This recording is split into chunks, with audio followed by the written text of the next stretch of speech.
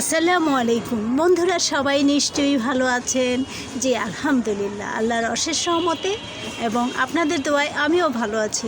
বন্ধুরা, লাউ গাছ লাগিয়েছি। দেখুন, আমি অনেক কষ্ট করে বাঁশের কিছু কঞ্চি এনেছিলাম, সেটা দিয়ে ঘেরাও করে দিয়েছি।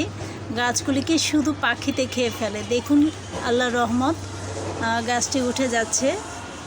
দোয়া করবেন বন্ধুরা, আমি যেন এভাবেই সারা জীবন গাছের সাথে থাকতে পারি এবং গাছের পরিচর্যা করতে পারি এবং আপনাদের সুন্দর সুন্দর গাছ দেখাতে পারি। বন্ধুরা, এটি আমার স্বপ্ন।